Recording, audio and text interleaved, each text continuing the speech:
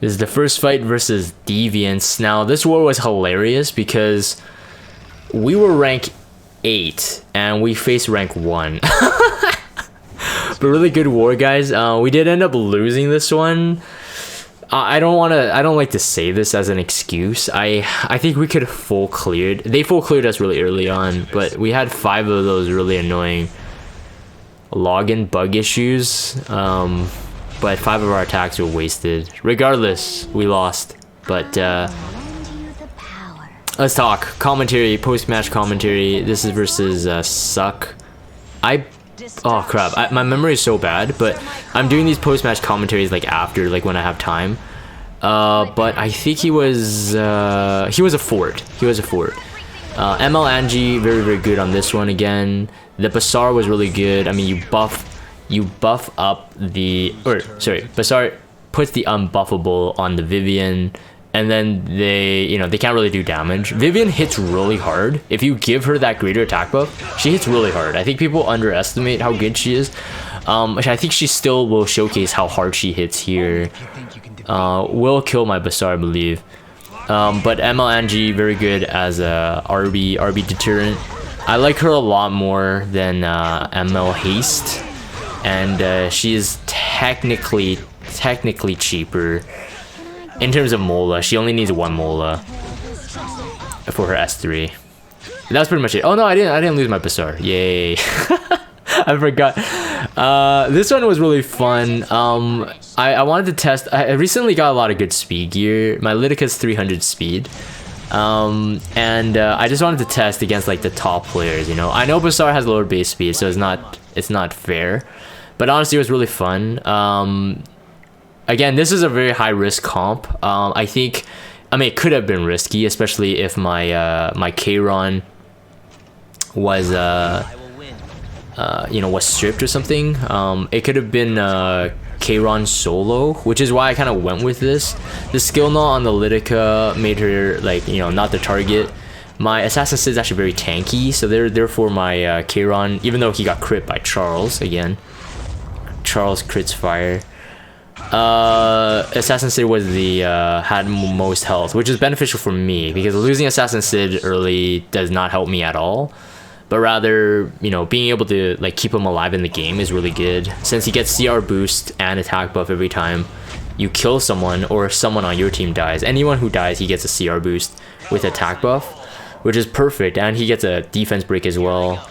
That dual attack was really lucky, although unnecessary, because on this turn I would have killed Kayron, stripped the Charles, and he's blind. But because another one died, so he got a CR boost and an attack buff, and therefore he still got another turn. So that was really cool, very cool to be able to run this against a top player here. That's it for this one. Alright, the second fight versus Jaboy Dan Fan. He is the stronghold in this war. Last time we fought Deviants, I think it was actually Denias himself in the stronghold. But I think Dan is probably usually their stronghold, from what I hear. The first one is pretty scary, to be honest. I mean, it prevents C-Armin SSB abuse, and that Cerise was really fast. I mean, I don't have an Oxalots, but even if I put my Fire Lidica gear onto Oxalots, I don't know if I could beat that Cerise. Cerise has higher base speed. I bought a DN, brought my Vivian here, and I wasn't really worried about that strip, to be honest. Even if it stripped my Vivian, it didn't really matter. The FMI was on an Aureus, and the only reason why I brought her instead of like someone like Eaton is just because of the self-cleanse. Could come in handy. I wanted to get the immunity buff up on this turn, so I can like fully cleave like that Specteni, especially that Specteni had a defense buff up. Because after the first turn, it would be pretty scary. My Vivian here is not on a Dignus Orb, but she was on a Portrait, just to ensure the kill on the Specteni. This wasn't really too much of a problem here because the Alencia would go after my DN. My Vivian would be kind of safe. Vivian was only risked if Spec Tenny hit her in terms of her S1 hitting 2 targets, but it didn't really matter because I had an Aureus too. But yeah, the soul burn on her cleaving skill, very powerful. Vivian is a very good hero.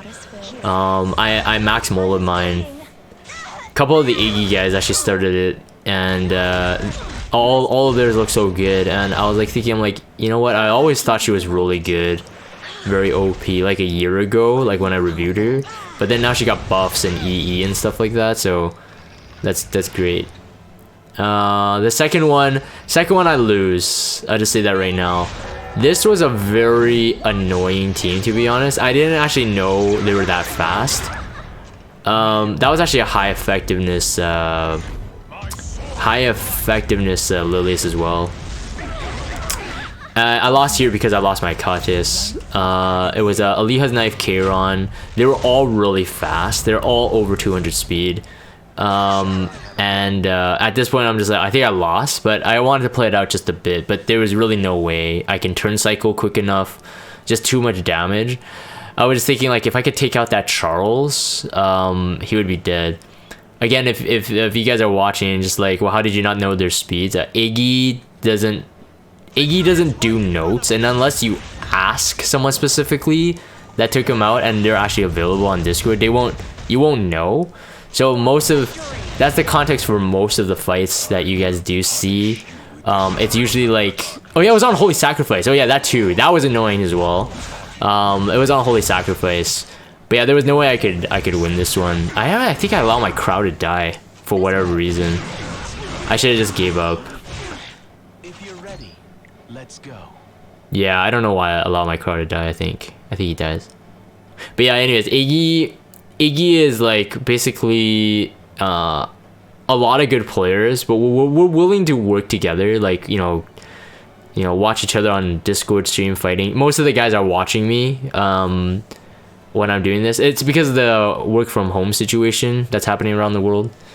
My job, yeah. Anyways, long story short, that's why there's so many post-match commentaries, not like what I used to do. Yeah, I allowed my crowd to die. Actually, I don't even know why. I was thinking that potentially I could still win, like 1v3 DC. No, in retrospect, I don't know. I think it was an adrenaline rush. I didn't want to lose to this one, but with Aliha's Knife and Lilia's doing dual attacks, there was like no way I could sustain it. I think I do yield it though. I don't allow my DC to die, do I? Don't remember. Anyways, I do these post-match commentaries like after a couple like days when I actually have time to do them. Oh yeah, I couldn't even kill her. That's what feels bad, man. Right, I didn't get enough turns, so no souls generated. Otherwise, nah, he still wouldn't have, because Kairon would have S3'd, Aliha Knife, I would have lost. Even if I could have killed off Lilius and had to go one-on-one versus Kairon. It was good though. I think, yeah, it was good. It did a lot of damage. Very, very nice. Burst team. This is the last fight versus King Lee. Had to face him a couple times as well, and for his second team, it was a bit risky. Mersa has, assuming he has triple S, which I'm assuming he does, is an 8-speed imprint onto a Bazaar, and I think that's what he was going for. High speed Bazaar with a Mersa, so it's already anti-cleave, so you wouldn't want to really cleave it, you want to probably bruiser it, but then Bazaar on Abyssal Crown is just really annoying as well. I could have gone with just like more effect resistance for his second team there, but I decided to gamble the speed again. Getting a bit too cocky. getting to 300 speeds, you're just like, okay, you want to take on anyone who's running a speed hero, but I know there are faster people out there. I'm not the fastest at all, but it's just more of like celebrating because I finally hit those benchmarks.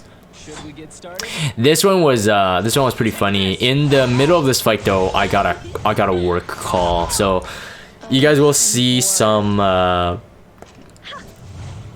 actual some pauses in the gameplay. which I might just edit it down. I'll see if I have much to talk about. Some people were asking like, oh, why did you when I was streaming this in the Discord voice chat, they're asking why did you soul burn that there. I kind of like the ability, if I could, to one shot the main threat. And to me, Charles was the main threat. One shot them first, and then has the CR pushback with the S3. So if you kill and you actually push them back 50%, assuming they don't resist. So that's what I was going for with the Charles. The Charles was really tanky. It was on I think that CC was on an Aureus. It was tanky, and then with the Little Queen Charlotte damage mitigation, that Charles, you know, didn't go down really quick. Yeah, this is the point where I got the call, I believe. So I might just edit this part down. Alright, so we're just back in time for me to do the S2. You see Elbrus, he's blind, it's good. Here, I was just seeing that, you know, I didn't know what happened. Again, when I got the call, I looked back, I had to kind of like reassess what's happening. Got to get the defense buff up for Spectenny, because we got the cleave incoming with Charles. We did stun him for one turn. We didn't kill him off with the Spectenny S3. Bassar's dead. It didn't really matter at this point. With Bassar dead, it only made her stronger. The dual attack there was nice as well, just to kill him off quicker. Although I would have used my Raw's turn to kill him off there. That dual attack was a lucky again. So I was like, if people were like luck sack, and I resisted on that turn as well. That was really lucky. So 2 dual attacks and then resisting that provoke was very, very lucky. And then they're high HP, so I mean the poison is really good, and that dual attack again. And they just got poisoned to death, so that's really bad. Here again, it was a pretty big gamble. Again, this is versus a Deviant, so I mean, we shouldn't be fooling around.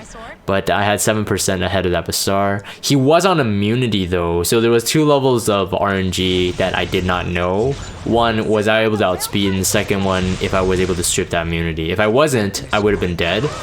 This counter Kayron was on a portrait. If I had killed that RB, I